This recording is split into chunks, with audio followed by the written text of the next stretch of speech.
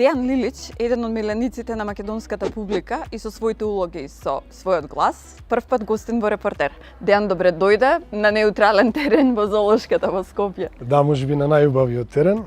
Добро ве најдов и да уживаме, овдека е навистина прекрасно. Ние кога се договаравме за интервјуто, ти ми кажа дека си многу често во Золошката градина, дека ја обожаваш и дека често доаѓаш тука. Дури ми спомна дека секаде каде што патуваш, одиш во Золошка градина. Што те привлекува?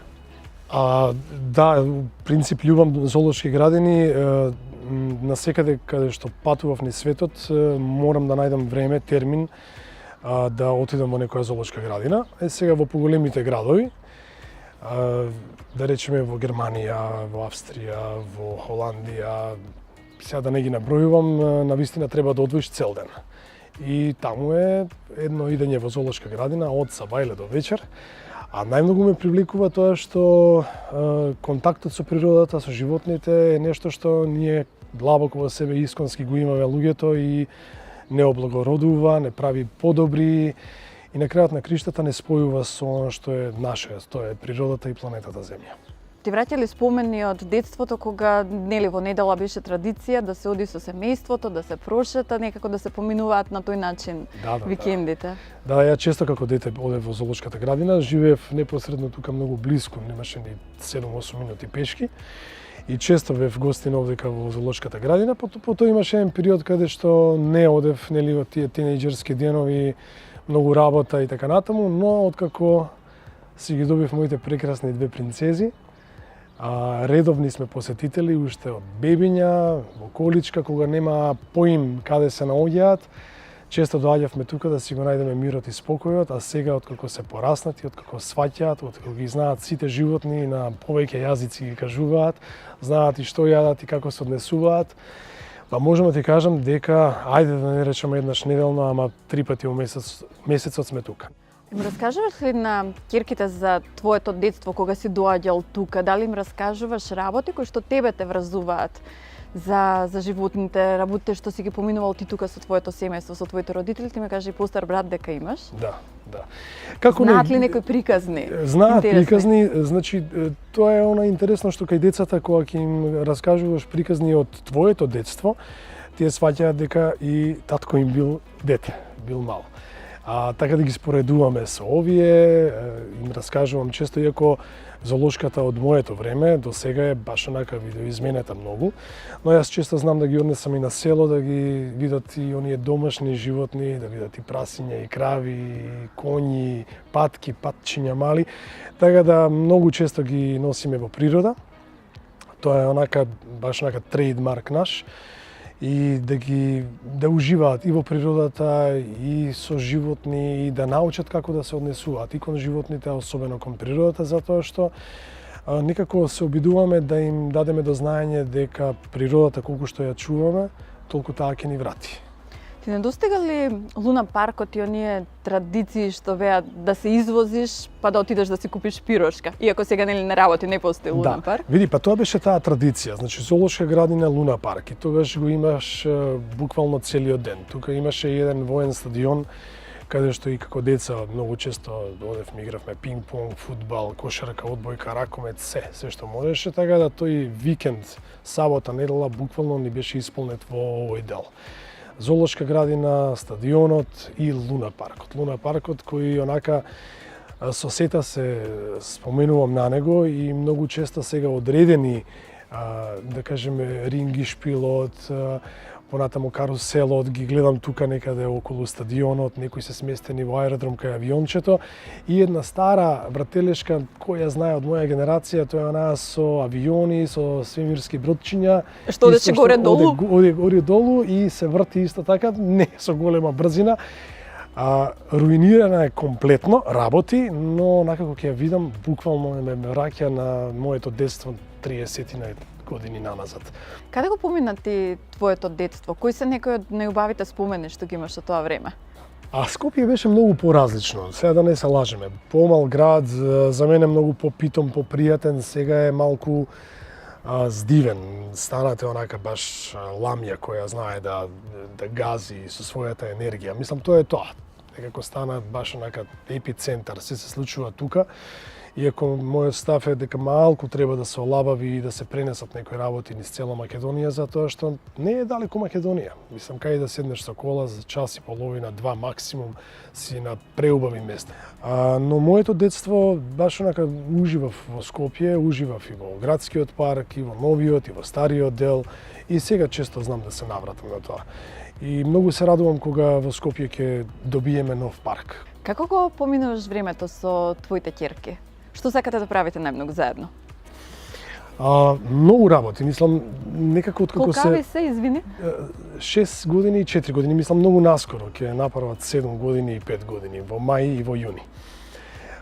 Некако откако се родија, фокусот и мој на мојата сопруга, така, тргнавме на кај нив, некако малку јас дигнав рачна од некаква моја кариера, затоа што и слушав муабети од многу поискусни родители и постари родители, ќе кажам постари под наводници, кои имаат повозрасни деца, кои рекоа ова е периодот кој немој да го изгубиш.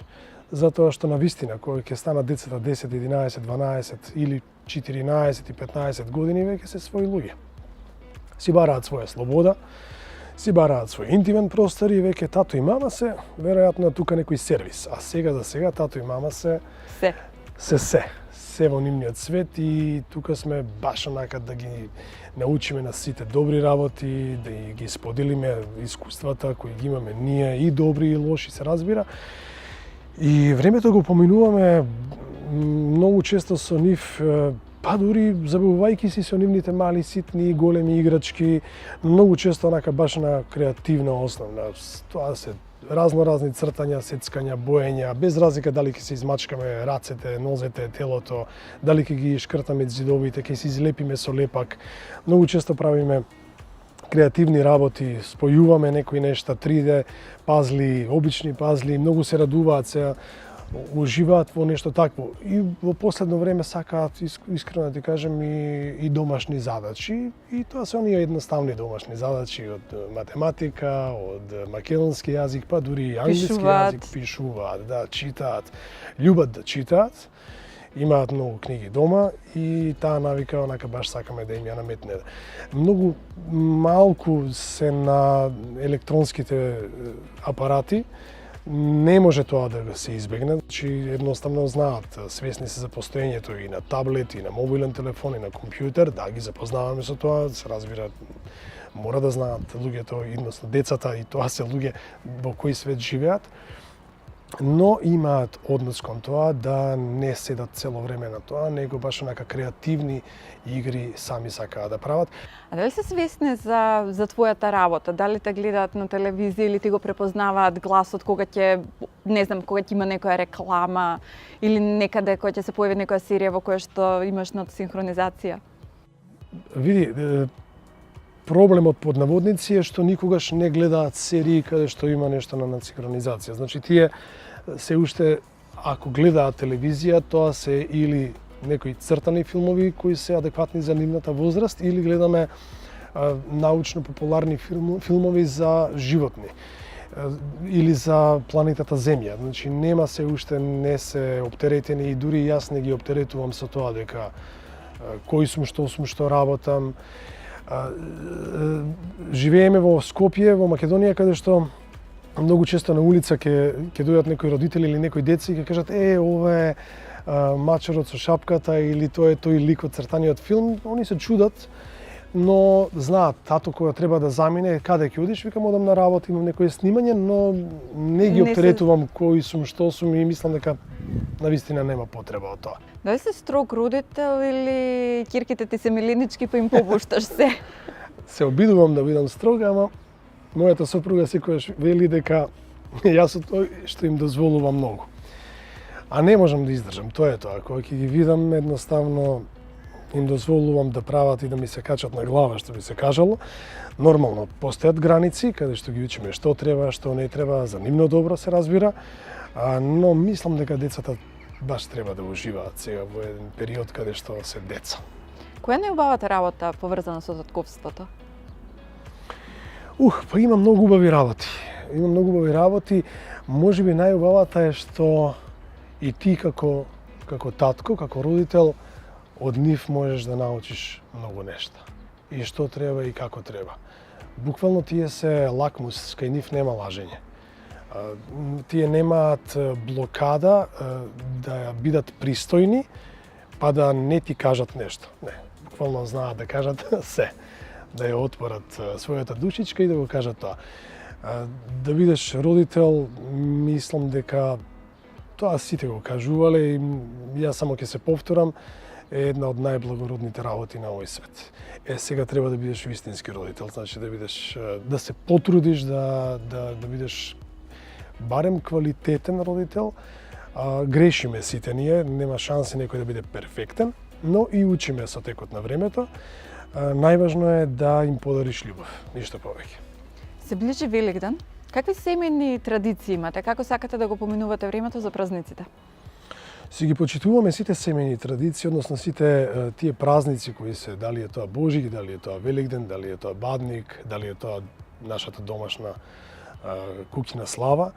И буквално им правиме цел филм и на децата и кај нас. Затоа што мислам дека тоа се интересни денови и околу нив може да се раскаже целата таа приказна која е нели врзана и со Библијата и со она што е светот како функционира, затоа што сепак тие празници не кажуваат нешто што е материјално, туку зборуваат за нешто што е духовно и од таму ги учиме вистинските вредности. Така да, често си ги славиме тие празници, особено откако сме сега сите заедно. Понекогаш јас кога бев многу помлад, едноставно поминував преку тоа, но како што се оформивме како семејство, си ги почитуваме и си ги сакаме и они уживаат во сето тоа. Децата сакаат да се мешаат во фарбањето јајца, Како не, мислам, тие сакаат, значи ние имаме екстендент празник, значи тоа почнува од порано, трае додека трае празникот и потоа продолжува, така да и после празниците уште вариме јајца па си ги цртаат со разни фломастери, со боички, ставаат лепак, па шајни, викаат се караат кој има поубаво јајце направено? Не, затоа што се обидуваме да ги научиме дека секоја јајценце или секоја творба има своја убавина. Значи секој цртеж на некој начин си е убав сам за себе. Тие почувствуваат, помалата знае да почувствуваат дека постарата знае многу убаво да црта, но се труди и нормално и ние ја охрабруваме во сето тоа. Така да ги учиме дека секоја творба што ќе ја направиш со своите раце, со радоста што ја правиш, е убава и е вредна. На почетокот на кариерата важеше за миленик на женската публика. Дали во тоа време ти удри славата во глава или остана ист како што беше? Па не знам, ти кажи ми за тоа. Па добро, јас и ти се познаваме многу одамна. Па јас, видите, дека тоа може малку да влијае врз тебе, може да влијае, но потоа, веројатно од луѓето околу тебе, најмногу од твоите родители, од семејството, сваќаш дека тоа е нешто што е само нус појава, па дури и некогаш може и тоа да ти пречи да си немаш своја слобода. Но мислам дека славни луѓе, звезди, барем во Македонија, нема. Па дури ни на планетава Земја. Доволно е само да направите еден анзум каде што се наоѓате и ќе сватите колку е планетата мала во однос на целиот космос, во однос на Сонцето кое не грее, кое има главната слава за сето она што е околу нас. Колку ти се смени животот од кога се ожени? Па многу, морам да ти кажам. Да, многу на убава. На убава, да. Не е дека не сум имал убав живот и како тинејџер и како ерген, но тоа е различен живот. Едноставно, ова донесе еден друг квалитет во мојот живот. Да, многу промени, многу одрекнувања, многу нешта каде што треба и ти да се наместиш кон својот партнер, но сето тоа, ако го имаш вистинскиот партнер, навистина е благородно и навистина е квалитетно и воопшто не жалам, напротив, сум многу среќен. Како се запознавте со сопругата? Колку време бевте заедно пред да се венчате? Пред да се венчаме, пред да стапиме во брак, бевме 4-5 години заедно. Дури заедно потоа живеевме на година и пол, две. И потоа стапивме во брак. Нашето запознавање беше чудно, таа не знаеше многу кој сум јас. Нешто имал чуено, не знаеше и тоа е добро, затоа што беше потполно растеретена. И не ми беше лесно да ја задржам, значи ми требаше доста работа и на себе. Со што ја освои? Па не знам, веројатно тоа ќе треба неизе да ја прашате. Не ти кажала никогаш? Па види, уште ја освојувам. Тоа е мојот проблем и проблемот на мажите. Затоа што мислам дека ние мажите треба да бидеме се уште и константно во животот треба да бидеме витезите што ќе ги освојуваат своите принцеси. Не треба да биде крај тука, затоа што вие сте нежен пол, нели? Треба да ги имате буквално сите права, затоа што јас тврдам. Малку повеќе ако ви се даде право и малку повеќе ако ви се даде значење на овој свет, светот ќе биде многу поубав. Ние мажите го докажавме тоа дека знаеме баш да го руинираме светот. Затоа мислам дека се уште треба да освојувам. Нема крај тука, до крајот на мојот живот. Вистина ли е дека си ја поборал со зборовите сакаш ли да ти бидам маж наместо брат? Вистина е затоа што мислам дека таа го заслужува. Каде излегувавте со сопругата на почетокот на врската? Кои ви беа омилените места? Па види, тие омилени места сега не постојат. Тоа беше пред години наназад. Но, види, тоа се оние традиционални стари чаршијата малку тука овие алтернативни рок-н-рол места, ако се сеќаваат Black and White и така натаму сега елемент постојаат тогаш и добри клубови и дискотеки. Потоа откако се земавме, поточно откако добивме деца, тоа веќе малце опадна и малку поинаку ни беше излегувањето. Бидејќи сме речиси сами, имаме мала поддршка и помош од нејзината мајка, од моите родители кои нели не живеат тука, така да сме буквално така сами на себе си. Мајколе е тука, мајка ми Слободанка и татко Милија колку што можат да помогнат, но Дејан и Бубе се тука заедно со мај и со Ани постојано. Ти ми кажа дека со подобран си скокал, дека си возел едрилица, значи сакаш адреналин. Колку твојата сопруга ја дели таа љубов со тебе? Види, ја сум се качувал и по карпи, сум одел и по планинарење, сум легувал и по така наречените шпили или пештери. Сум правил многу екстремни работи, а и таа си е екстремна, таа е многу спортски тип, баш буквално, мислам, јогата, пилатесот се онака нејзина втора љубов, покрај психологијата и психотерапијата, но сега малку внимавам на тоа, затоа што сепак веќе не сум сам. Не знам, сигурно ќе се вратам на сето тоа, не мислам дека годините ќе ме спречат, но нека помине малку повеќе време, нека пораснат кирките, па можеби и заедно ќе одиме и на скокање со падобран, на возење едрилици, на скокање со банџи, ќе бидат такви работи. Се што е адреналинско. Се што е адреналинско, си го почитувам и си го сакам. Дали доаѓа сопругата често да те гледа во театар? Дали има коментар на твоите улоги? Дали се допаѓа или знае да ти искритикува за тоа што го правиш кога си на сцената?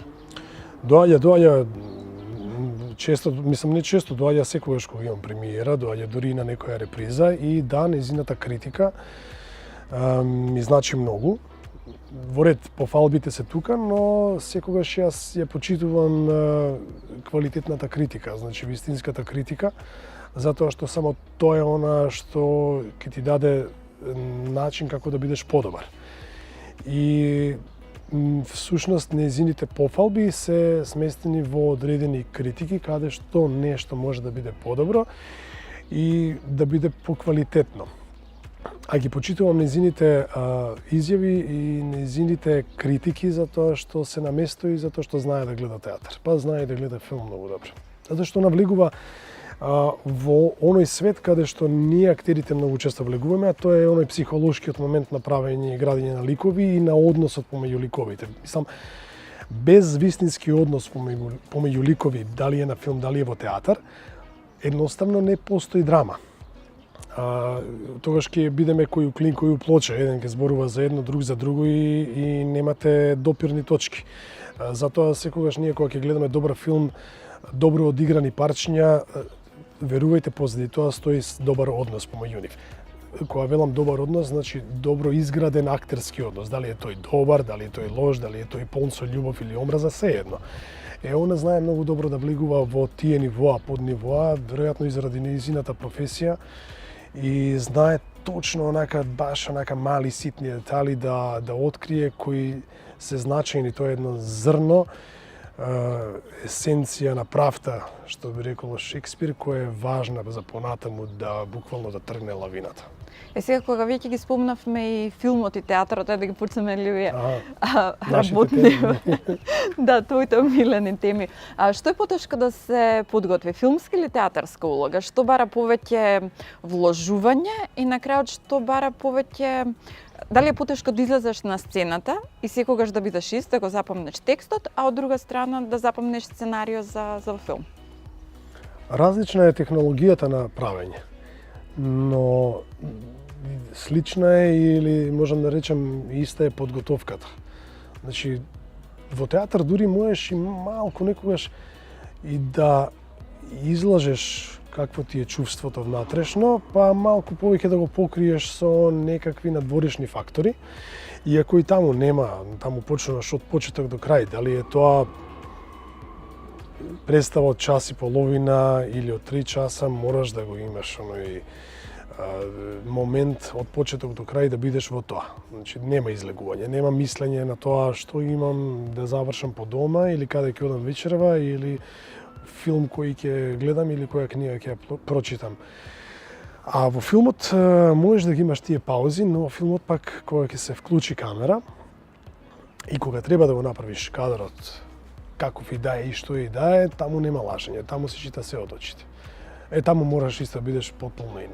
Ти си познат како човек кој што одбира тешки улоги, драмски улоги. Си се обидел некогаш во комедија? Јас имам многу игра на комедии. Што е потешко, драмата или комедијата? Комедијата е многу потешка. Види, не е дека и драмата не е тешка. И тоа е, мислам, таму треба да се отцепиш дел од себе да дадеш дефинитивно, затоа што таму па треба да бидеш во драмата многу искрен и чесен. Ама пак комедијата од друга страна не треба да ја сведеш на гег. Не треба да ја сведеш само на фолирање. Да, можеш да вметнеш и такви елементи, но имаш комедии кои се онака многу сериозно треба да ги изиграш. Тешко е едното и другото, но да не мислат луѓето дека комедија лесно се игра, излези, па ајде малку ќе се посмееме, ќе поскокаме, ќе направиме некоја финта, гег. Не. Комедијата е исклучително тешка форма на играње.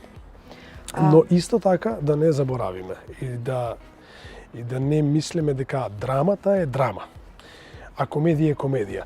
Тоа се испреплетени работи. Во Хамлет, например, се сеќавам, многу често луѓето се смееја.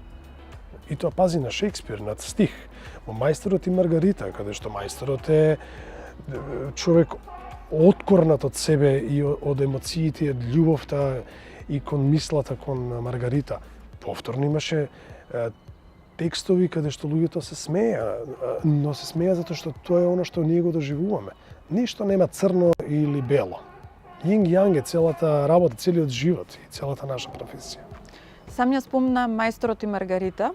Заради улогата во представата си одбил филмска улога за која што си можел да добиеш светска слава. За кој филм станува збор и зошто ја одбил улогата во тоа време? Не љубам многу да зборувам за ова, затоа што некогаш ми е многу криво. Исклучително ми е криво што не го направив тој потек, требаше да заминам во Русија. Всушност работеше прво за серија која требаше да се продуцира и да се игра на прва телевизија, нивната, тоа е она најглавната руска телевизија. Серија од 12 епизоди, каде што еден мој пријател ми рече дали си нормален што одбиваш затоа што една епизода е 5 милиони евра. Или долари, се извинувам, 5 милиони долари. Тоа е буџетот. А потоа, бидејќи Мајсторот и Маргарита го правевме речиси 2 години, имавме една пауза, па повторно почнавме, потоа дојде исто така еден филм во Русија и тој го одбив затоа што имавме после 2 или 3 недели премиера на Мајсторите од Маргарита и не можев да одговорам на таа задача во Русија, така да тие две работи едноставно истекоа и ќе ги заборавиме, така требало да биде. Позната српска критичарка неодамна за тебе напиша дека си можеби најдобриот театарски глумец на поранешните југословенски простори. Зошто овие коментари никогаш не стигнаа до јавноста? Зошто не ги споделуваш со твојата публика? И какво е чувството кога ќе слушнеш нешто вакво за себе? Тоа беше за представата Иванов што ја работе во Црногорското народно позориште. А зашто знаеш како не знам што би требало да направам јас, да ги извадам критиките и да ги испринтам, да ги пратам по медиуми, не го правам јас тоа. Ако дојде некој наш медиум до тоа, повелете, ќе го види. Можеби тоа и ќе дојдеше многу по-значајно и ќе се потцрташе сета таа и сите тие критики што ги добив за Иванов ако отидеше представата на МЕС. Требаше да отидеме на МЕС и да, како што вели директорот на ЦНП, да направиме парче, да расториме таму, но коронава не спречи да го направиме тоа. А инаку сите тие критики, како да ти кажам, ми влијаат позитивно, убаво. Не е дека не се чувствувам убаво, но даваат одговорност. Мислам, нема тука запирање, тоа не е сега крај на светот и да дигнеме раци и да прогласиме победа. Напротив, сега тоа е од друга страна одговорност која мораш да ја направиш во следната представа или во следниот филм, да докажеш дека заслужуваш такви зборови. Тешко ли е во време на пандемија да се подготви представа, бидејќи вие долго време и не играте во театарот, меѓутоа дали се подготвува нешто?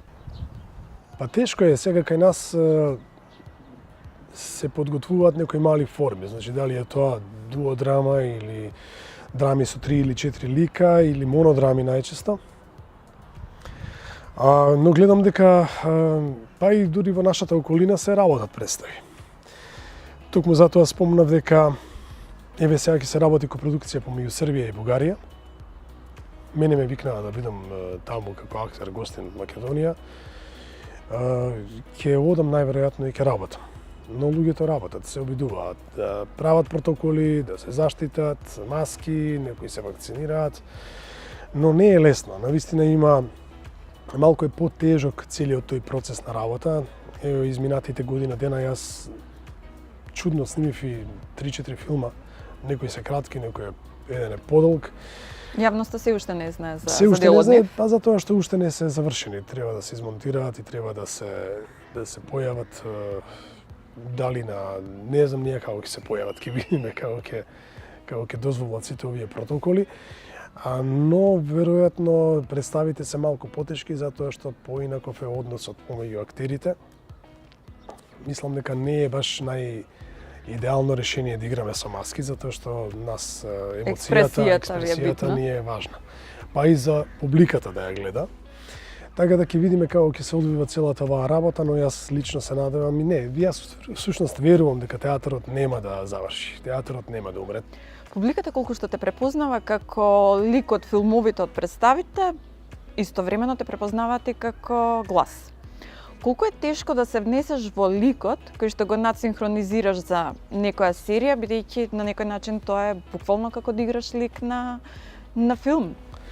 Па не е лесно, затоа што треба да го видиш, значи прво треба да видиш целата атмосфера каде се одвива тоа. Потоа да видиш како говори тој лик, каква емоција носи и ти таа гласовно да ја доловиш. Значи не е дека ние седиме и читаме како на вести, него оние што вистински сакаат да го направат тоа, буквално треба да го играат сето тоа. А безмалку видите постојат и снимци на некои познати актери кои даваат и поземуваат глас на цртани филмови, ќе видите дека тие се внесуваат во сето тоа. Имам стотици илјади минути направено со цртани филмови, кои се и на српски јазик и на македонски јазик. Тешко ли е да го модифицираш гласот од еден во друг лик за направа да не препознаат дека си ти? Па зависи зависи што играш. Сега ти не можеш во синхронизацијата да речеме на овие серии каде што играат вистински реални луѓе да го модифицираш гласот да биде тоа како на цртан филм. Во цртаните филмови ми успева тоа и уживам. Значи баш онака си правам разни експерименти и не може да го препознават некогаш луѓето, но многу често знам и да го користам мојот глас затоа што ликот што го играме е адекватен на тоа. Но едно време ми беше проблем, но потоа го учиш сето тоа, работиш на тоа и сега баш уживам во тоа како на некого да му најдеш па и фрахшпелер и начин како говори, ритам, темпо, длабина, височина, брзина и така натаму. Еден од последните филмови кои што ги сними е филмот Стела. Некаде прочитав дека најтешко за самата улога ти било да научиш германски јазик, да се снајдеш. Како е денес? Значи, дали ти беше прво тешко да го запомниш сценариото, за да го кажеш сето тоа на германски, и ако сега отидеш во Германија, дали ќе можеш да се снајдеш таму со јазикот? После филмот, буквално овој период на наша инкубација по дома, јас малку почнав и да го учам германскиот јазик затоа што многу ми се допаѓа како јазик. Но да, тешко беше затоа што тој е сосема по конструкција на зборовите различен од нашиот јазик. Прво за да го зборуваш така како што треба да го зборуваш германскиот и да тоа има да го личи, односно да стои, треба да го преведеш емотивно да го свариш на нашиот јазик, потоа мене ми требаше да го научам совршено како реплика, а потоа да го искршам да зборувам како тугинец кој 25, 6, 30 години живее таму, кој никогаш нема да го научи акцентот како вистински германец кој е родом нели од таму. Така да, за да бидам странец, во Германија кој живее 20 и нешто години, ми требаше тој процес, па овој процес, но помина одлично, затоа што германскиот копродуцент го слушна тоа и рече одлично, ова е она што ни треба. Колку време ја подготвуваше подготвуваше улогата? зборува тој. Еден месец, но не ми е прв пат да говорам на странски јазик во филм, сум зборувал нели на руски, на италијански, на српски и така. Добро, српскиот ми е лесен, рускиот ми беше исклучително лесен, можев да го научам многу едноставно, бидејќи е многу близок до нашиот, но италијанскиот и германскиот не беше баш едноставно, но беше предизвик пред се. Еден од твоите последни филмови исто е филмот Дедо и внук, кој што во моментов буквално собира награди на сите фестивали каде што се појавува. Да. Во филмот глумеше заедно со Салаетин Белал. Тоа беше неговата последна улога, почина пред премиерата на филмот. Дали ти значи тоа што со еден таков глумец можеше да застанеш на филмското платно и да ја одиграте неговата последна улога, иако нели во тоа време? Да. Салко беше и остана супер актер, супер човек, вистински мој дедо во таа улога и во тој филм. И баш онака имавме многу добар клик, сите сцени, дури и на пробите, па и на снимањето ги направивме од прва. Уживавме заедно работејки. Жал ми е што не е повеќе меѓу нас и што не успеа да ја види премиерата на филмот, но знам дека некаде од озгора знае што направивме и му се радува на овој наш филм. Ти важиш и за човек кој што не ги крие емоциите. Не ја криеш ни болката, тагата кога нели има нешто да покажеш. Еден од тие моменти беше комеморацијата на Билјана Беличанец, кога пред крајот на говорот дури се расплака. Дали ти беше тешко да останеш смирен во текот на говорот за да го кажеш сето она што сакаш да го кажеш, бидејќи вие двајца бевте блиски? Јас не им верувам на луѓето што кријат емоции или што велат дека немаат емоции. Тоа не е човек. Ние луѓето се раѓаме со емоции и само емотивно можеме да се доживееме себе си, нашиот партнер, нашиот пријател, па и нашиот непријател. Само емотивно можеме да го осознаеме светот во кој што живееме и без емоции ние сме Ние сме ништо, ние сме пластична чаша, наочари за сонце, кои дали ги има или ги нема, небитно е. А бидејќи Господ Бог не подарил и не подарил емоции, ако ги криете и ако не ги покажувате, мислам дека таа намерно направена операција сами на себе си само ни јаускратува убавината на животот. Не велам дека сега треба по улица човек да оди и да ги покажува своите емоции, но преку емоциите човекот се осознава себе си дека е жив и преку емоциите знае точно кога, што треба и колку и до каде треба.